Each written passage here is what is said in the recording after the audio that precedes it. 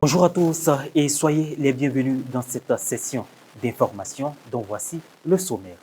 La réunion de rentrée scolaire 2022-2023 de l'éducation catholique de Côte d'Ivoire s'est tenue du 29 au 30 septembre dernier dans le diocèse de Yamoussoukro. Cette rencontre avait pour objectif de réfléchir sur les défis de l'école ivoirienne, en particulier sur l'école catholique, mais aussi dresser le bilan des activités de l'année scolaire écoulée jugée satisfaisant. Et enfin, présenter les grandes lignes des programmes de cette nouvelle année. Les détails dans un instant. Son Excellence Monseigneur Paulo Borgia a été ordonné évêque le 4 octobre 2019 à Rome avant d'être nommé nonce apostolique en Côte d'Ivoire le 28 octobre. Archevêque titulaire de Milazzo en Italie en fin de mission, après près de 3 ans passés en terre ivoirienne, nous vous proposons son parcours dans cette édition. Le secrétariat exécutif national de l'éducation catholique a organisé du 29 au 30 septembre 2022 sa traditionnelle réunion de rentrée scolaire au centre diocésain de Yamoussoukro, donnant les nouvelles orientations pastorales pour l'année scolaire 2022-2023. Le père Jean-Luc Ondrement s'est réjoui des avancées significatives enregistrées par son institution, des progrès rendus possibles grâce à la vision de l'épiscopat ivoirien. Les détails de cette rencontre avec Morel Poti. Le Sénèque, secrétariat exécutif national de l'éducation catholique, a jugé satisfaisant l'ensemble des résultats scolaires 2021-2022 et le bilan des activités de l'année écoulée. Cette information émane du père Jean-Luc Ndrement, secrétaire exécutif national de l'éducation catholique, lors de la traditionnelle réunion de rentrée scolaire de l'éducation catholique au titre de l'année académique 2022-2023 qui a eu lieu au centre diocésain de Yamoussoukro du 29 au 30 septembre 2022. En présence du représentant de son Excellence, Monseigneur Alessi Touabi, administrateur apostolique du diocèse de Yamoussoukro, le CEDEC de Yamoussoukro, M. Christian Bailly, de Madame la représentante du révérend Père Séverin Latte, président de la conférence des supérieurs majeurs de Côte d'Ivoire, révérende Sœur Marie-Flore Bonny, des sieurs de Sénèque, du secrétariat exécutif de la mutuelle Saint-Raphaël, M. Michel Idonvidé, des prêtres religieux et religieuses, des acteurs du système éducatif. Prenant la parole, le père Jean-Luc Ndrement a tout d'abord souhaité la bienvenue et a remercié l'ensemble du prélat et tous ses artisans de l'éducation catholique. Le calendrier très chargé du président de la commission épiscopale pour l'éducation catholique ne lui a pas permis d'être présent pour vivre avec tous ce jour, ce temps fort de l'année scolaire. Il me charge donc de vous remercier pour votre présence effective et nombreuse, de vous exprimer sa proximité paternelle, de vous transmettre ses chaleureuses salutations, ainsi que ses bénédictions pour une bonne et heureuse année scolaire 2022-2023. Il a par la suite donné l'objectif et l'orientation de l'éducation catholique de Côte d'Ivoire.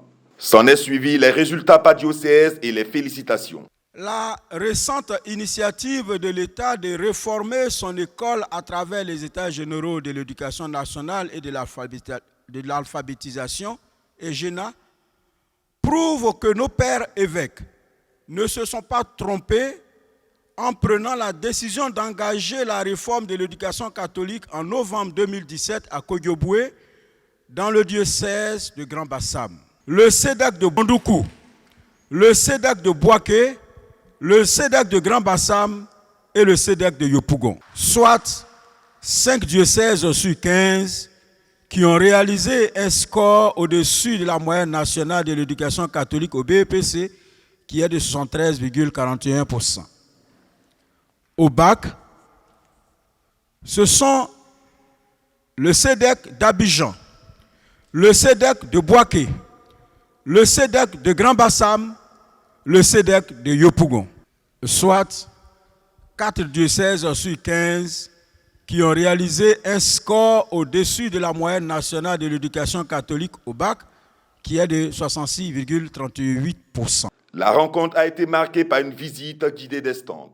Cette réunion de rentrée a été marquée par la messe solennelle d'ouverture de l'année scolaire 2022-2023. Au cours de cette messe, les secrétariats exécutifs diocésains de l'éducation catholique ayant obtenu des résultats scolaires au-dessus de la moyenne nationale lors des derniers examens à grand tirage ont été récompensés. Nommé à l'annonciature apostolique du Liban, son Excellence Monseigneur Paolo Borgia a dit sa messe de fin de mission en Côte d'Ivoire le samedi 8 octobre dernier en la paroisse Saint-Jean de Cocody. Nous vous proposons de découvrir son parcours et l'adresse de certains prêtres ivoiriens à son endroit. Reportage Jean-Yves Essigan, Myriam Roxane Eni. Né le 18 mars 1966 en Italie à Manfredonia, dans la région des Pouilles, Paolo Borgia a été ordonné prêtre le 10 avril 1999. Il a étudié le droit canon, puis est entré à l'Académie pontificale ecclésiastique pour devenir diplomate du Saint-Siège, dont il est au service depuis le 1er décembre 2021. Il a été nommé à l'annonciature apostolique de la République centrafricaine en tant qu'attaché.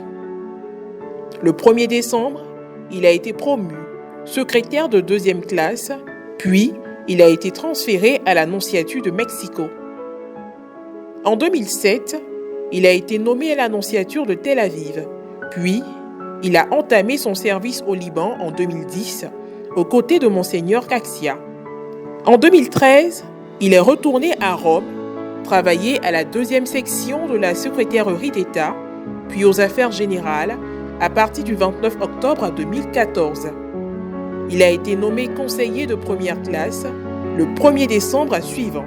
Le pape François l'a nommé assesseur des affaires générales le 4 mars 2016, soit le plus proche collaborateur du substitut pour les affaires générales. Le 3 septembre 2019, il a été nommé nonce apostolique et a reçu le titre d'archevêque titulaire de Milaf. Le 28 octobre suivant, il a été nommé à l'annonciature apostolique en Côte d'Ivoire, où il a servi pendant 3 ans. Le 24 septembre 2022, le Saint-Père l'a nommé nonce apostolique au Liban, où il succède à Monseigneur Joseph Spiteri. Monseigneur Paolo Borgia parle couramment 4 langues: l'italien, l'espagnol, le français et l'anglais.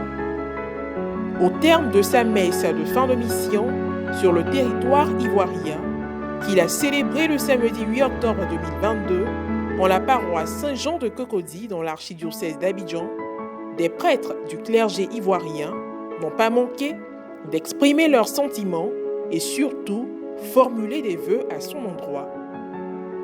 Que notre affection et notre prière vous accompagnent dans ce pays du Cèdre que vous connaissez bien, puisque en tant que secrétaire de l'annonciature, vous y avez déjà travaillé.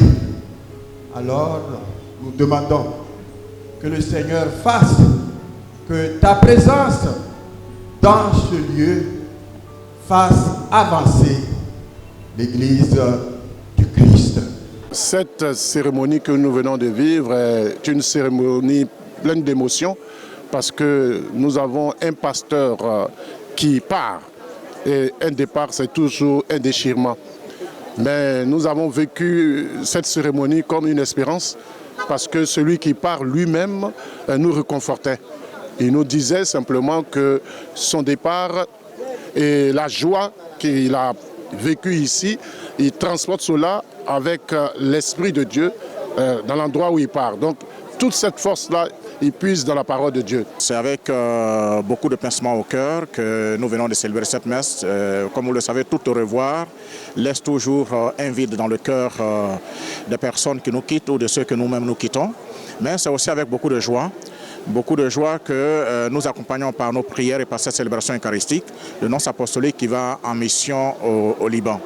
Il est dit que partir, c'est mourir un peu, mais s'en aller pour chercher Dieu, c'est trouver la vie.